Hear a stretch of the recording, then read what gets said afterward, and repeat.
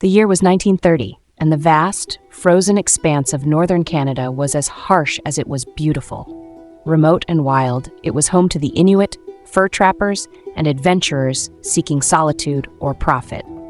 But hidden within this icy wilderness lies one of the eeriest legends in Canadian history, the story of the vanishing village of Lake Angikuni.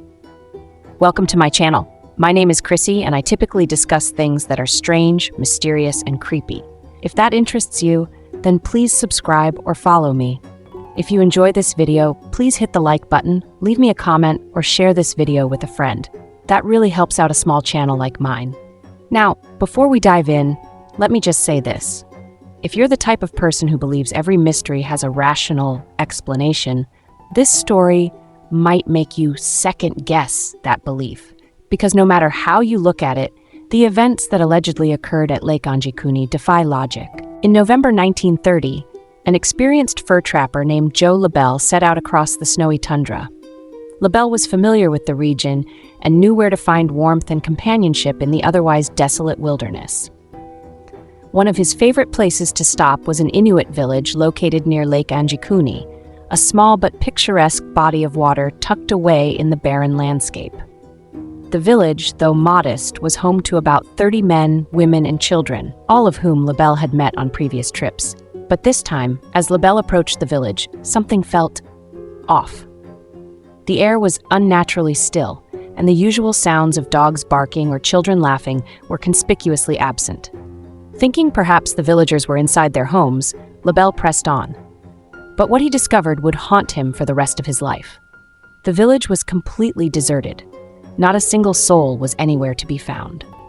Homes stood eerily silent, their doors swinging open in the biting wind. LaBelle stepped into one of the huts and found a pot of stew sitting over a cold fire. It looked as though the villagers had simply vanished in the middle of their meal. Clothing, tools, and other personal belongings were left behind, undisturbed. Most chilling of all, the village's sled dogs, vital for survival in the harsh Arctic, were found dead and half-buried under a thin layer of snow. They had died of starvation, something that made no sense. The Inuit were skilled hunters and would never abandon their dogs without ensuring they had food. And yet there they were, lifeless and forgotten. Label, now gripped with fear, searched the area for any sign of the villagers. Tracks, blood, a struggle, but found nothing. It was as if the entire community had been swallowed by the tundra. Terrified, LaBelle fled to the nearest telegraph station to report what he'd found. The Royal Canadian Mounted Police, RCMP, launched an investigation, but their findings only deepened the mystery.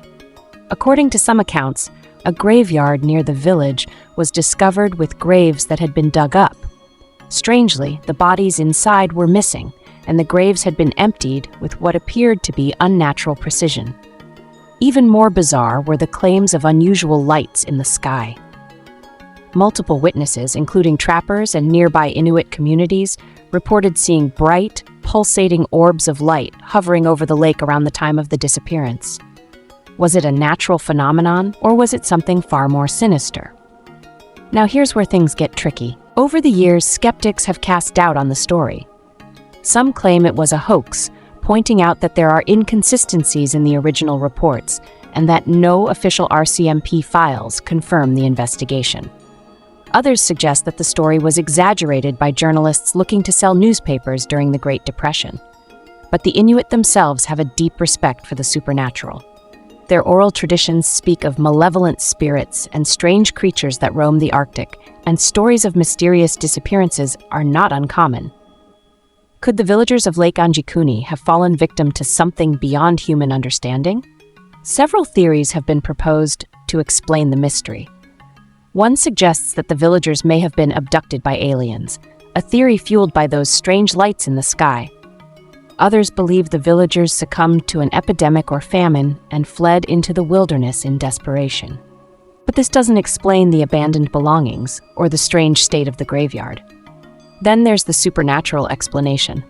According to Inuit lore, a spirit known as the Torngarsuk is said to guard the Arctic and can bring misfortune or death to those who disrespect its land.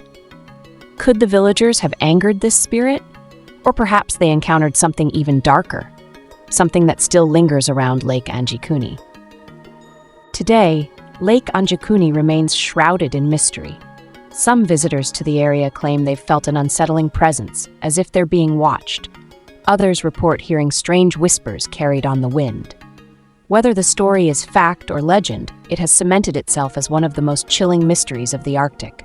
So, what really happened at Lake Angikuni? Did the villagers vanish into thin air, spirited away by forces we can't comprehend? Or is this just a tale spun from the cold, dark nights of the tundra? Whatever the truth, one thing is certain. Lake Angikuni is a place where reality and myth collide, leaving behind questions that may never be answered. And if you ever find yourself near its frozen shores, remember, some mysteries are better left unsolved. Thank you so much for watching. Be sure to subscribe for more mysterious stories like this one, true crime cases, and more. Until next time, please stay safe out there and, as always, stay curious.